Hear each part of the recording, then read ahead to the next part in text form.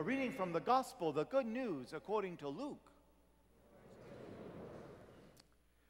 Jesus came down with the 12 and came to a stretch of level ground with a great crowd of his disciples and a large number of the people from all Judea and Jerusalem and from the coastal regions, Tyre and Sidon.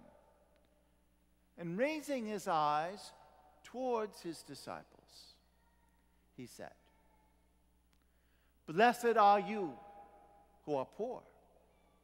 The kingdom of God is yours. Blessed are you who are now hungry. You will be satisfied. Blessed are you who are now weeping, for you will laugh.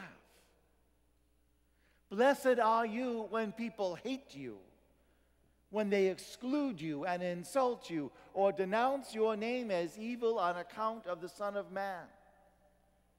Rejoice, leap for joy on that day, for behold, your reward will be great in heaven, for their ancestors treated the prophets in just the same way. But woe to you who are rich. You've received your consolation.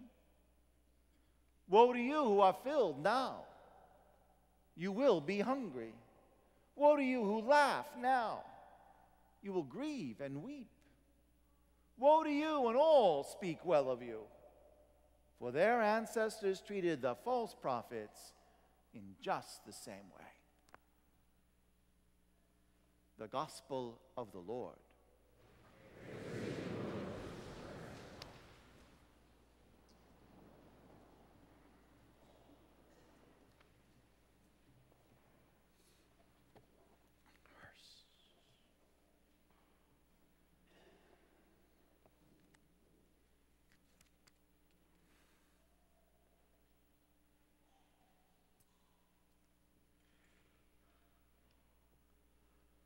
A curse on the person who puts their trust in human beings, who relies on things of the flesh. It's like a dry scrub in the wasteland. Good comes, he has no eyes for it. He settles in a salt land uninhabited. But a blessing on the person who puts their trust in the Lord as their hope. These are the words we heard this morning from the prophet Jeremiah, who you always want to read if you think you're feeling too good.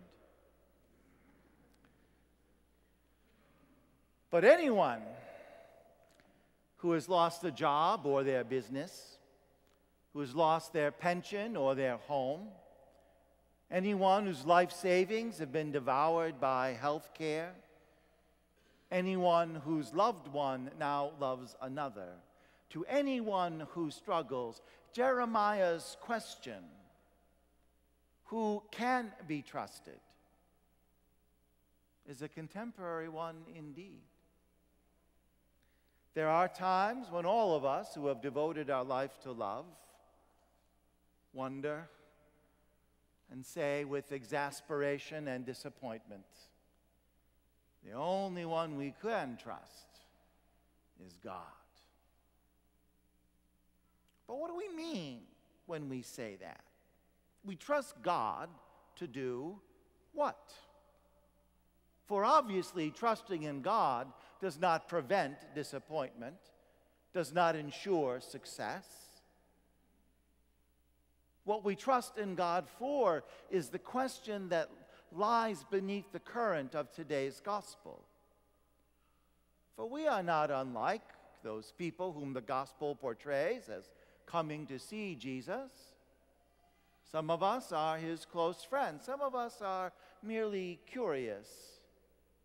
But nevertheless, we come to listen, to hear what he has to say about the meaning, the purpose, the value in life.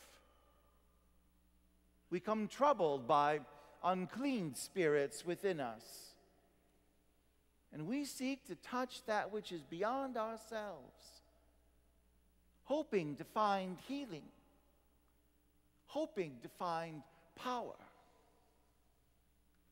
As a result of our being here this morning, we hope to find some power outside of ourselves to protect and sustain us.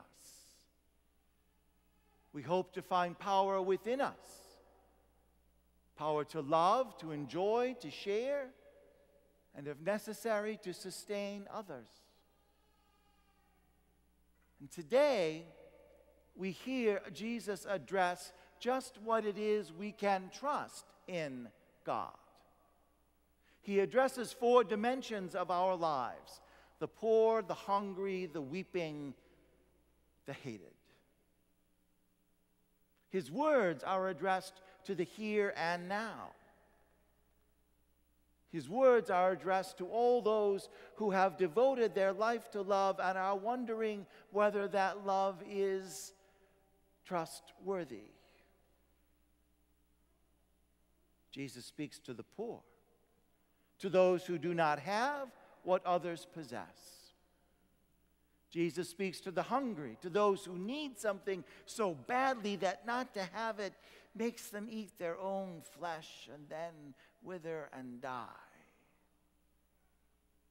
Jesus speaks to the grief-stricken, to those who have had and then lost what they love. And Jesus speaks to the ostracized, to those who have been rejected by those who do not know them, as well as being rejected by those who know them very well. And these are dimensions, parts of the lives of all of us who trust in love, who trust in the Lord. And what does he have to say to us this morning? He says, "Blessed are you."